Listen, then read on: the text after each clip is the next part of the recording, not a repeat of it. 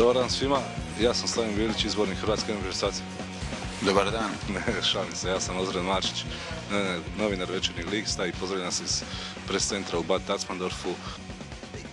Prije nekoliko trenutka završila je pres konferencija na kojoj je Slaven Bilić po prvi put od kada je izbornik nije znao kojih 11 igrača će početi utakmicu protiv Njemačke. 10 je godina prošlo od Ujona.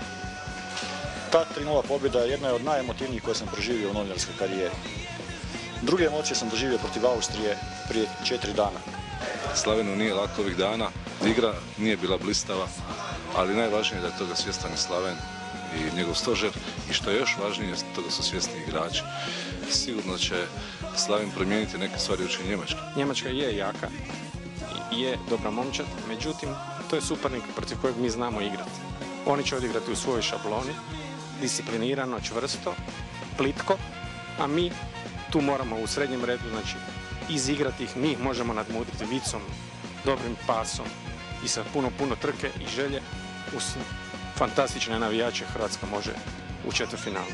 Njemci su demonstrirali strahovitu moć, vrlo prelako su razmontirali igru Poljske. Sorry, prekid, javlja se Mario Zorko, urednik, i to je ipak na prvom mjestu svaki čas portalu. Reci, Mario. Sad su opet na redu Njemci. Uvjeren sam i puno bolja igra, ponavljanje Ujona, nije bitno rezultatski, ne mora biti 3:0, ali 3 boda bi jako zadovoljio. Dakle, čekamo tu utakmicu s Njemačkom, Njemci su pokazali veliku fizičku moć, snažni su, jaki, ali naš optimizam raste iz minute u minutu kako se ta utakmica približava.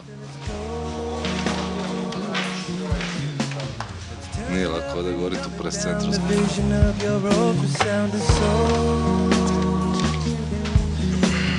All the leaves are turning brown, the wind is pushing me around, let's go.